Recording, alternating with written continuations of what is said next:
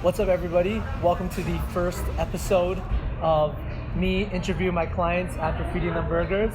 So it's New Year's time, and me and Heather started training together last January, and she's come quite a long way. So I thought it would be a cool segment if I asked her some questions, kind of addressing some of the challenges she faced, her exact goals, what she did to get to where she is now, and hopefully it'll give you some insight if you're also interested in doing the same thing. So, without further ado, let me introduce Heather. Heather is a graphic designer, so if you have any logo needs or brand design needs, I'll shamelessly plug you in. Heather's also, Heather, what also are you, if you had to describe yourself to the people? I work in marketing, in digital and social media management, basically, but I do a little bit of everything else. That's pretty much it. I have no hobbies, so that's about it. Okay. I'm going to the gym. True. Okay, so let's start with some stats then. So, body weight, where did you start, and then what was your goal? And yeah, just briefly describe your goal from last January. Well, I think it actually kind of started before last January because I had kind of been on like a gaining weight trend for a couple years. So previously I had been really athletic when I was younger, and then kind of quit that cold turkey, and then it didn't catch up with me for a few years, and then it really caught up with me. So I was used to being like anywhere between, like, do you want like actual weight? Yeah, you give me numbers. Yeah, so I was used to being, when I was dancing competitively, like anywhere between 115 and 135, depending on my age and what time of the season it was. And then by the time a few years had gone past, after I had stopped dancing, I worked my way up to about 165, which was a lot for me just because of my body type. Yeah. That I had been so up. used to having. Insert picture here. Insert picture, yeah. And not to say there's a problem with being 165 pounds, because there definitely isn't. But for me, I was used to having a certain athletic body type. A huge part of my self-identity was related to being athletic my whole life. So I kind of felt like I wasn't myself when I was at a higher weight, and it wasn't necessarily so much about, part of it was definitely about how I looked and how I felt in my clothes, that kind of stuff, but the other side of it was just, like, I felt like I couldn't do anything anymore without being exhausted, and that was really frustrating, because at the time I was like 23, 24, I was like, I should not feel this way this early in my life. Yeah. So then I had kind of started to at least watch what I was eating a little bit, and I cut some bad habits that helped me. I don't know, I'd say when I started with you, I was like between 145 and 150, and so that's kind of what my starting point was last January. So luckily I had already kind of started on a trend of losing a little bit of weight, but that was more through like self-control than it was any exercise or anything. Right. So yeah, I would say like 145. That was really long-winded, but I feel like you need perspective. Well, that's actually good, because I like that you brought up the point about the before, and like a lot of times, like, you know, fitness professionals put up before and after pictures, and there's nothing wrong with the before. So sometimes the before is a lot like happier place than the after. Yeah. So, but like you said, you want to make a change, you want to get fitter, so that's what you did. Yeah. And so I guess you kind of answered the first question about, you know, that you started to change your behaviors, your habits. So what would you say was the biggest impact for you, like behavior-wise, like your relationship with food, or maybe a habit that you changed? What would you say helped you the most throughout the process? The way you ate. 100%. Like, I thought the harder part was there's like specific challenges that come with everything. There's challenges with like actually getting off your butt and going to the gym. But at that point, I think I had like passed the mental roadblock of potentially not wanting to go to the gym, because I knew it was the only option I had left. But I love eating. I love food. I love most things that aren't good for me at all. So when Anthony was like, hey Heather, want to talk about nutrition? I was like, no, actually, I don't. So we postponed it for a few months. Yeah. So just we focus on training. So we trained, like I kept using my birthday as an excuse. So we trained for like a month and a half just once a week. Yes, just once a week. I didn't go on my own. I didn't try to do anything on my own. And we definitely didn't do anything nutrition-wise. And then once my birthday wrapped up in the middle of February, I was like, I have no excuses left. I just have to try it. So we tried nutrition at the beginning of March. And Anthony gave me macros and calories and said, just try to make your calories. But at that point, I was like, I'm not doing it half, because I've kind of half tried for a couple years and gotten absolutely nowhere. So like, let's just do it. And then if it doesn't work, I can tell him that he's the one that's wrong. Yeah. But it turned out that he was the one that was right. So definitely changing my eating habits was the hardest. But then it became really second nature pretty quickly. So you like learn what you can and cannot have. And there aren't any cannot haves. It's just more moderation and like trying to hold back occasionally. Like we just ate burgers. Like full disclosure, it's even if like Heather didn't hit macros, if she just went for calories, she would see good results. Yeah. But moderation is one of those things that it's a lot easier to say and it's so much harder to do. Yeah. Because Heather went that route, tracking macros right off the bat. Like honestly, most people I start training, like no one can just jump to the highest level of tracking. Yeah. So for her to be so meticulous, like explains why she got the results. And honestly, her mindset in the beginning, I noticed, was you really focus on getting stronger, strength. Yeah. Like you pick some big exercises to work on. Yeah. Hip thrust, your squat. Yeah. Things like that. And I think that helped a lot. So physical wise then, what would you say kind of kept you coming back to the gym? Because nutrition was, like, do you think the nutrition is involved with that, or why'd you keep coming to the gym? I think at the, like, from January until the beginning of March, when we were first training and I wasn't doing nutrition and I wasn't like really even attempting to go to the gym on my own, like I started seeing results that were definitely noticeable. But then when I started nutrition, it was like fast track. Yeah. It was like the results that I saw in 3 months were supercharged. It was like I was seeing 3 months worth of results in a week. Yeah. Because there was way more control. I was eating what my body actually needed. Yeah. So, those 3 months, like, it wasn't a waste at all, because she was built, like, you were building muscle at the same time. It just took that nutrition to kind of reveal all, like, Heather's work, I would say. Yeah. And I think part of it too was like the first 3 months, because like I've never been athletic because of going to the gym. I've always been athletic because of dance, gymnastics, that kind of stuff. So it's also a huge mindset change to start going to the gym and like do big compound exercises. And part of the reason that I went the route of going with a trainer instead of just going to like Good Life or LA Fitness was I knew I had no idea what I was doing in the gym, and I knew I was going to injure myself because I had never picked up a dumbbell before, let alone like done squats with a full barbell. Yeah. So the first 3 months was like learning how to not hurt yourself. Yeah, that's key. And then once I had like some level of confidence, it kind of all clicked at the same time. Like we started nutrition, and at that point I also felt confident enough to go to the gym on my own. So I started doing that as well. Right.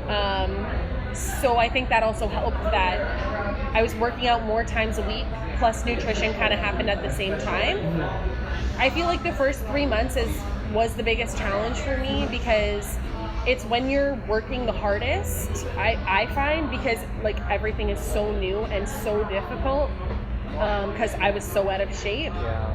And then you're not seeing as many results. Yeah. So and you know you're putting the work in. So I remember getting to like the middle of February. The 3 month point, you're like, Anthony, am I was like a month and a half. changes? I was like, have I done anything in the last month and a half? Because I feel like I haven't. And that's why the strength component is so big, right? It's like, because every workout, I basically track what Heather's doing. So I can show her at least from a month and a half, like, okay, your hip thrust started at just the bar, and now your hip thrusting 135. Like, that's not zero progress. That's definitely progress. Yeah. And it can be discouraging because you're not seeing that fat loss right away, but the nutrition had to happen, and then it did. But it's important to not get caught up in kind of the look and just focus on the feeling first. Yeah. And then you can worry about those little details after the nutrition. And I would say, like, a big thing too is, like, I started taking, as soon as I started training with him, I started taking photos. Like, if you're at all motivated by your appearance, I started taking photos, like, regularly. And I think if I hadn't taken the photos, I wouldn't have realized how crazy the progress actually was. Because even now, like, your body, you live in it every day, right? But then I see people I haven't seen in like 5-6 months, and they're like, what happened? And you kind of forget about it almost. So I feel like that's a big part of it too. Like, it's really motivating to see that, because when you're changing on a daily basis, sometimes it seems less extreme than it actually is. And then you're like, whoa, what happened? So yeah, if I like go back to 6 months ago in a photo, it just jogs my memory and reminds me that I actually have done something in the last year. Yeah. So how long would you say it took you from the beginning when we started training to reaching your end goal, you would say? Was it month 6, month 8, month 12? Well, I feel like my initial end goal was to, like, do stuff that maybe doesn't appeal to everybody, like enjoy shopping again, because, like, I work in the fashion industry, I have for a long time. So there was like a period of time where I like did enjoy going to the mall and trying clothes on. Mm-hmm. So I feel like that started happening maybe about 5 months in. True. And like it carried on strong. Little things like that. Like I noticed I like wanted to do stuff like that again. Yeah. I was excited for things like that. And that's a good metric you point out, like the way your clothes feel. So like not only did we just go by pictures, we also did scale weight, which is discouraging to some people, but to us it's just another metric. And then we also did measurements. What else did we do? We did how the clothes feel. Mm-hmm. We always monitor maybe how Heather's feeling, because sometimes being in a calorie deficit for that long can mess with your head a bit, right? Yeah. So it wasn't like Heather just dieted all the way straight through. We took diet breaks, which are basically periods where we increase food intake for a bit, just to get the metabolism going a bit, just to let your head kind of rest from dieting, and then hit it again and kind of start the fat loss. So it did take a while, but I think a big takeaway is like the skills you develop, like watching Heather change from, kind of just, I wouldn't say mindlessly eating, but she became a whole lot more calorie conscious and things like that. So those soft skills, that way her results actually stick. So like she started feeling like, I guess if month 5 was you reach your end goal, then now we're at like month 14. No, month 12. Month 12. 12-ish. And 12, like 13. Now she's pretty good. So like she hasn't fallen back, hasn't fallen off. Yeah. And that's the hard part for a lot of people. It's easy to lose weight, but keeping it off is quite difficult. Yeah. So what tip would you give to somebody who's in your shoes last year? If you had to give them, let's say maybe one tip, what's your best tip? That's like so watered down to give one tip. Okay, you can give 1 to 3 tips. I think honestly I hate it because it's like really cliche, but I feel like the best one is just to like, don't let the days that you don't want to go stop you from going, because I found like those were the days were hardest at the beginning but the most rewarding at the end. And yeah, like just keep going. True. Because I've seen it with, people that I know as well. Like it's so easy to hit a wall, and it's usually like the first 3 to 4 months that you want to hit that wall and just be like, hey, I'm gonna tap out because this isn't working for me. But like just stick with it, give it the best you have, like give it a year. Yeah. Give it And time. Definitely takes time. Yeah. Give it time. Like, that would be the most important one. Yeah. And I say minimum 6 months. Like, if especially with January people, 6 months is perfect because 6 months takes you right into summer. Yeah. So everyone knows summer bodies are made in the winter. So, and then yeah, it takes like you can't rush the process. And circling back shamelessly, Heather was good because like, I feel like it was so smart for you to get a trainer like right off the bat. I know that's like kind of biased for me to say, Self-promotional. but it's true. It's kind of like if you don't know how to do something, right?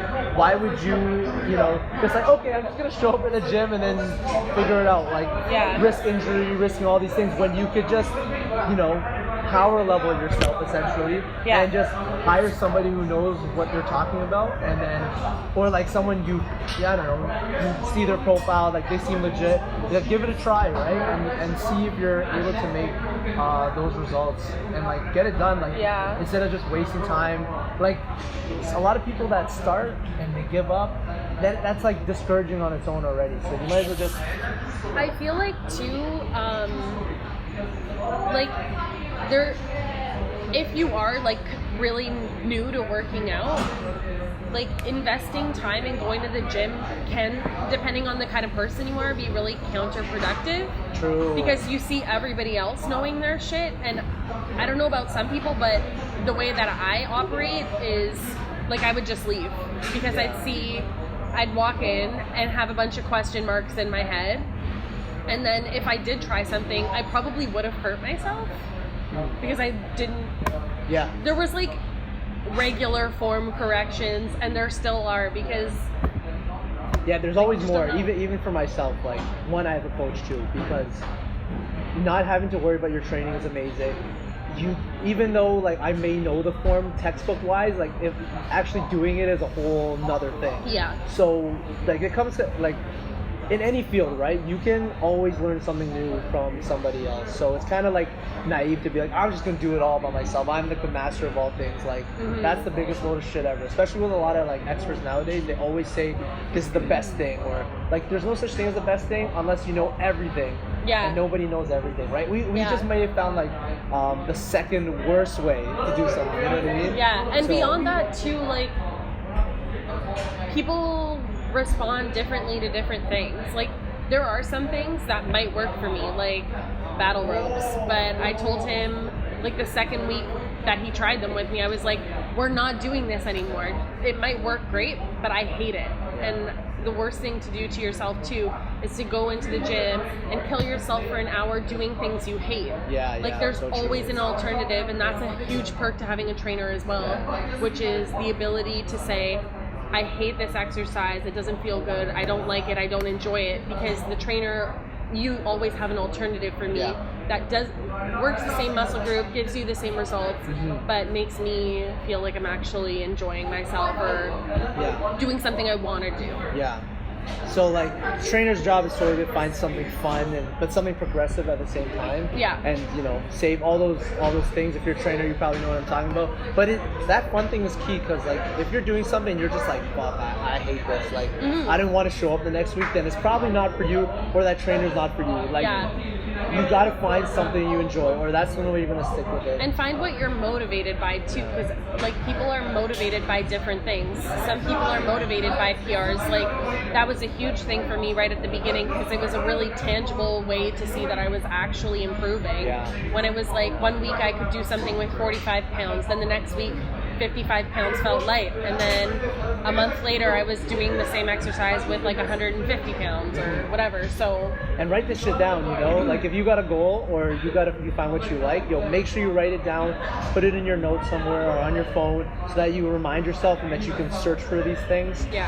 That's key, because everyone thinks they'll remember, but then the next day you'll forget. So and it's strange because like as much as I said like go on the days you don't want to go, at least show up, also like you have to have the balance of being soft on yourself sometimes, because I think there was maybe like I didn't take that much time off because that's a slippery slope as well. Yeah. But like I also knew my limits enough to accept the days that we had where I was like, I know that was not the best I could do, and just accept that it wasn't my best day, because it's impossible for everyday training to be your best day. It's a long term. Like, it's a long term game, right? Yeah, you know? yeah. And like I told Anthony straight up, there was a day, and it was like less than a month ago, where I cried in the car on the way home from the gym, and I don't even know why, because I was just frustrated with myself. I went in. I'm glad I showed up. I'm still glad that I worked out.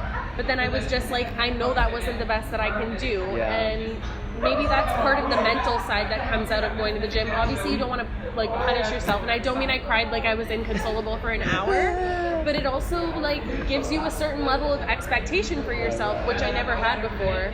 Like I never had the perspective to know like what I'm capable of, because if you had told me a year and a half ago that you'd be able to like pick up 165 pounds in a deadlift, I'd be like, you're dreaming. You're fucking crazy. Yeah, you're crazy. So we're a whole lot stronger than we think, basically. Especially like both mentally, especially when it's consistent.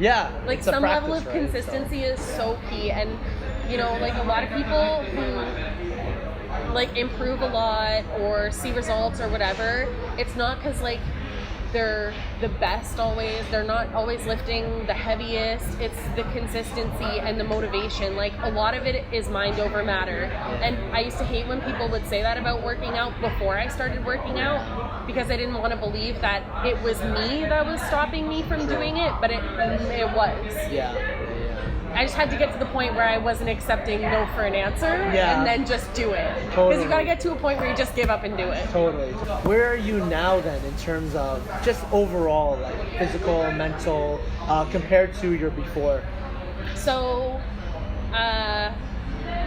compared to before, I feel like I look totally different. Like, I obviously have the obvious things, like more muscle definition. I feel like I look stronger. Definitely stronger. Got numbers to prove it. And then, but like I've obviously lost a lot of fat, and now I'm starting to replace it with muscle, which is awesome. So I'd say like in the summer, when we were wrapping up cutting and being in that like pretty noteworthy caloric deficit, I was like anywhere between 124 and 127. And it fluctuates, and it's pretty similar now. It's been fluctuating that way, but the best part is you get to the end of the cut and then you start adding calories, but you don't gain weight. So that's Heather's current issue. She's trying to build some more muscle, and getting into that calorie surplus or eating more than your body needs has become a challenge. So that's pretty cool. I mean, look, we're eating burgers. It's like a total opposite. We're eating burgers to celebrate Heather's fat loss. Like, come on, guys. It's the best. It's doable. Like, but, and it's a good place to be, I would say. Like, I remember when I first started, I was like clean eating freak. I didn't eat anything. Really, like in my head, I was just I don't know. I just shunned those foods, thinking they're bad. But this is so much more of like a balanced lifestyle. Like, not only are we strong, we feel good. Like, we're eating foods we like. We're just like, I feel like Heather, at least, like she's in complete control of her body composition. Like, if she needed training now, or I don't even need a trainer. Like, Heather pretty much knows exactly what she needs to do, and the training we do is, you know, it's for fun, it's to get stronger, and I think that's the goal I have for most of my clients, which is why I'm so lucky to have someone like her that I trained, and then now she's sharing every like her tips. So it's a very cool feeling. It's just like, it's mostly about balance. Like, you know yourself best. It's okay to have weeks that are bad, but it's also nice to have weeks that are good. Yeah, totally. So all right, so I guess that wraps it up. Thanks, Heather, for being on the show. And if you guys have any questions, comments, let me know. Or if you have any questions for Heather, let her know. Leave them in the comments. Leave them in the comments. Is that what YouTubers say? YouTubers say. I guess I can put it on YouTube. So subscribe. I'm gonna have, like this shit. Rate, like subscribe, it. share. Yeah, share. And hopefully I can bring you guys more content. That's my New Year's resolution, bring you guys more content. So yeah, catch you in the next video. Bye.